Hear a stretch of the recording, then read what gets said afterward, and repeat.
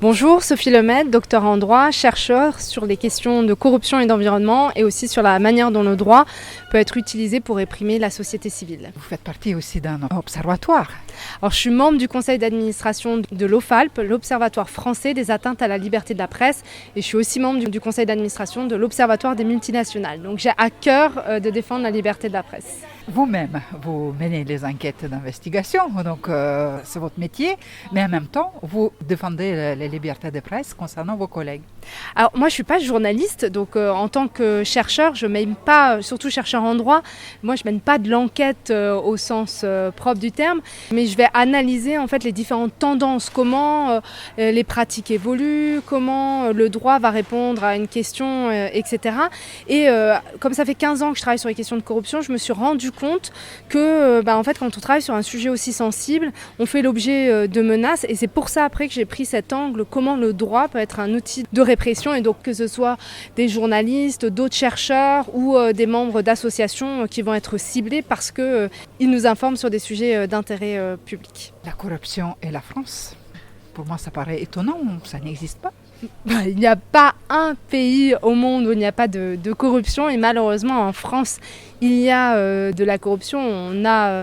Ces derniers temps, on a eu quand même beaucoup de procès, que ce soit en lien avec Marine Le Pen et les assistants du FN au Parlement européen, la campagne présidentielle de Nicolas Sarkozy, etc. Donc oui, la corruption, il y a ce qu'on appelle de la grande corruption, donc au niveau des personnalités politiques, de l'État, et puis aussi il y a un peu la corruption du quotidien, parce que les citoyens ne se rendent pas compte. C'est sûr que dans notre vie, on n'a pas à payer un pot de vin pour avoir accès à l'école, pour pouvoir... si on y a un contrôle par la police, on ne verse pas de pot de vin. Mais en fait, la corruption, elle existe. Ça peut être simplement, vous cherchez une place en crèche, il n'y a pas de place et vous allez offrir des fleurs. Ça, c'est une forme de corruption. On a souvent dans l'idée que c'est de l'argent, mais ce n'est pas que ça, la corruption. Et bien évidemment, il y en a partout et la France n'est pas épargnée. J'ai écouté votre conférence, votre débat, et j'ai appris que ça augmente, ces faits de corruption, même en France. Oui, malheureusement, l'indice de perception de Transparency International France, qui est une ONG, nous montre cette année encore, puisque l'année dernière c'était la même chose, que la France dégringole au classement de cet indice de perception qui est mondial. On évalue, Transparency International évalue la corruption, la perception de la corruption dans chacun des pays. Il y a à peu près 180 pays qui sont évalués. Et nous, on a encore dégringolé, et ça s'explique par différents facteurs. D'abord, on a un nombre incroyable de ministres ou de proches du président de la République qui ont pu être accusés ou mis en examen pour des faits d'atteinte à la probité. Et dans le même temps, on ne donne pas les moyens nécessaires à la justice, mais aussi aux forces de l'ordre de pouvoir enquêter en fait sur la corruption. Il n'y a pas une volonté politique réelle de lutter malheureusement en France contre la corruption. Donc ça explique aussi cette dégringolade. Mais que la justice agisse, il faut que quelqu'un porte la plainte. Oui, il faut pouvoir avoir l'information, donc les médias comme Mediapart et d'autres, Le Monde, etc. Et eux, ils vont mener l'enquête, ils vont nous révéler, c'est grâce aux médias, aux journalistes qu'on va avoir connaissance de la corruption, parce que qui peut savoir qu'il y a eu corruption? C'est le corrupteur et le corrompu. Il faut être là au moment où ça se produit. Ça va être aussi le lanceur d'alerte qui va peut-être se rendre compte que son entreprise a versé un pot de vin ou que l'élu pour lequel il travaille, il y a des pratiques de corruption. Et puis après, on va avoir des associations comme Transparency International France, Sherpa, Anticorps qui vont se mobiliser en déposant plainte. Et parfois, ça va être le procureur qui va se saisir, notamment le parquet national financier. Mais c'est vrai que la clé, c'est d'avoir l'information. Et comme la corruption est par nature clandestine, on a vraiment on connaît que la partie émergée de l'iceberg. Il y a plein d'affaires dont on n'a pas connaissance. Oui, mais il y a aussi ceux qui sont visés. Parfois, ils utilisent moyens de justice aussi pour traîner, pour avoir plusieurs procès, pour que ça dure trop longtemps et que ça décrédibilise ceux qui ont révélé les faits. Vous voulez dire dans le sens de poursuivre en justice le média? Oui, et ça c'est un phénomène qu'on voit, qui est dénommé sous le terme de procédure bâillon. Ce sont des procédures en justice dites abusives. En fait, elles prennent l'apparence d'une procédure classique, mais sauf que leur objectif, ce n'est pas d'obtenir réparation, ce n'est pas d'obtenir gain de cause, mais en fait c'est d'intimider le journaliste ou le média qui est poursuivi et de le dissuader de continuer à enquêter.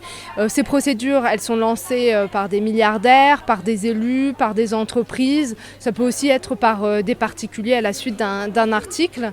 Et on les reconnaît parce que, par exemple, des dommages à intérêt élevés vont être demandés. À titre d'exemple, la lettre est poursuivie par la Monnaie de Paris en diffamation et pour violation du secret des affaires.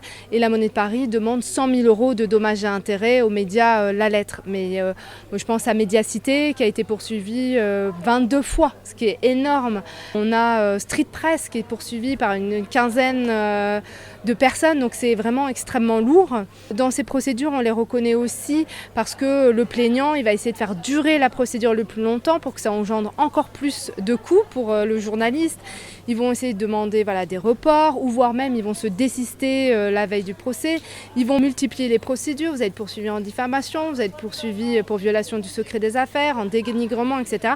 Donc tout ça, ça a un coût et vraiment l'objectif de ces procédures, c'est de vous épuiser moralement, financièrement et de faire en sorte que vous n'enquêtiez plus. Donc c'est un fléau important. Et ces procès se multiplient aussi. Oui, alors c'est difficile de les quantifier parce que pour l'instant, on n'a pas, même si l'OFALP, l'Observatoire français des atteintes à la liberté de la presse, recense ces pressions judiciaires, malheureusement, on n'a pas encore une vision exhaustive de l'ensemble des procédures. Mais ce qu'on voit, c'est que oui, régulièrement, les médias sont poursuivis, mais pas que. Les associations peuvent être poursuivies, les citoyens, quand le citoyen, vous qui nous écoutez, là, si vous avez une pancarte en manifestation, si vous, sur les réseaux sociaux, par exemple, au moment de la loi Duplon, il y a des citoyens qui ont manifesté leur mécontentement, et bien par la suite, ils ont été poursuivis en justice par l'élu, le sénateur ou le député qu'ils avaient interpellé sur les réseaux sociaux. Donc voilà, ces procédures, elles se multiplient. Après, donner un chiffre, c'est difficile, mais on voit qu'au niveau européen, ces 4 dernières années, à travers l'Europe, les procédures ne font qu'augmenter. Parce que ça ne coûte pas cher pour la personne qui poursuit. En général, ce sont des gens qui ont beaucoup d'argent, alors que pour un média ou quelqu'un qui travaille pour une association, un chercheur, c'est un coût énorme et c'est un stress aussi énorme. Pendant ce temps-là, vous ne travaillez pas, vous n'enquêtez pas, vous êtes là à devoir vous défendre. Vous avez parlé aussi de ces attaques qui existent sur les réseaux sociaux. Est-ce qu'il y a les moyens de punir ceux qui déversent leur haine et leur injure dans ce lieu-là? Oui, bien sûr, il y a des lois. Après, le problème sur les réseaux sociaux, c'est qu'on n'a pas forcément l'identité de la personne qui nous a insultés ou cyberharcelés. Donc c'est très important de documenter, faire des captures d'écran quand vous êtes ciblé par ce cyberharcèlement et surtout de déposer plainte. La difficulté, c'est que la plainte va prendre du temps, il faut enquêter, il faut pouvoir aller déterminer qui était derrière l'écran, mais il y a eu des cas où la personne, en fait, on a retrouvé qui c'était et la personne a été condamnée. Simplement, on est sur un temps long et malheureusement, sur les réseaux sociaux, on est sur de l'immédiat et du court terme, quoi. Donc, moi, j'encourage en tout cas à déposer plainte, à ne pas lâcher prise et surtout, si vous êtes ciblé, de vous entourer d'associations, de collectifs pour ne pas être seul face au cyberharcèlement. Là, on va rentrer dans la période des élections présidentielles. Est-ce que votre observatoire va faire les observations, les recherches sur cette période-là? L'Observatoire français des atteintes à la liberté de la presse, il publie chaque année un rapport sur les atteintes de l'année en question. Donc là, le premier rapport est sorti en janvier 2026 et sur les atteintes en 2024. Donc ce qui révèle, c'est qu'il y a 91 cas d'atteintes à la liberté de la presse qui ont été recensés pour l'année 2024. C'était surtout des atteintes à l'intégrité physique et morale, donc des menaces, du cyberharcèlement, mais on retrouve aussi des pressions judiciaires. Et puis ce qui était étonnant dans ce rapport, c'était de voir que les auteurs, c'était surtout l'État, par exemple les forces de l'ordre, ou bien un de ses représentants comme des élus, et aussi des groupes d'individus ou des citoyens isolés. L'impact est important, il documente le fait que dans 60% des cas, ces atteintes-là ont eu un impact sur l'information qui a été publiée par la suite, soit l'information a été modifiée, soit elle a été tronquée, soit elle n'a même pas paru. Donc on voit les conséquences, parce que ça veut dire que nous, citoyens, on n'a pas l'information. Et donc ça, l'OFALP fait ce travail-là en ce moment pour l'année 2025, et donc on imagine qu'en fin 2027, il y aura le rapport pour 2026. Donc pour l'année 2027, ce sera encore l'année d'après. Il faut le temps de recenser, faire vraiment un travail, l'équipe fait un travail extrêmement minutieux de recouper les informations pour s'assurer que ça rentre bien dans le cadre et déterminer quelle catégorie, etc. Et voilà, si vous avez envie d'agir, vous pouvez devenir bénévole au sein de l'OFALP pour aider à recenser les atteintes, parce que même si disons, un gros réseau, il y a beaucoup de journalistes qui sont impliqués. Il y a énormément d'atteintes, ça peut être une atteinte à un média associatif, comme là avec la radio ou d'autres, donc vous pouvez aider, participer. Ça, je trouve ça chouette qu'on puisse s'impliquer et participer à défendre la liberté de la presse. Et là, pendant ce festival, vous avez présenté votre ouvrage. Vous pouvez dire quelques mots sur votre travail Oui, donc je suis l'autrice de Réduire au silence, comment le droit est perverti pour bâillonner médias et ONG, pour lequel j'ai reçu le prix Renaud Van Runebeck 2025, remis par Transparency International France et le Nouvel Obs.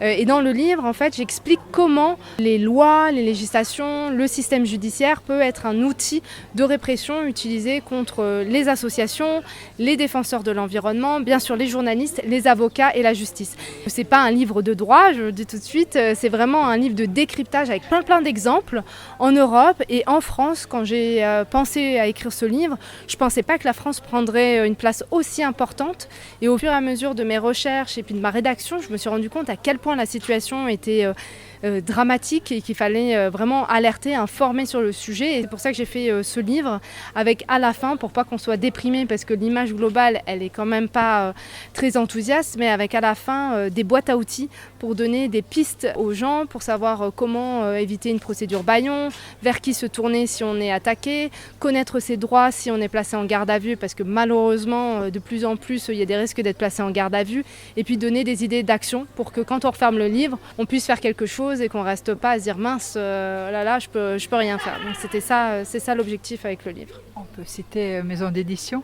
Oui, le livre est paru bien sûr avec la maison d'édition indépendante rue de l'Échiquier à Paris. Merci beaucoup pour votre témoignage, pour votre interview, et bon festival ici à Couture-sur-Garonne. Merci beaucoup.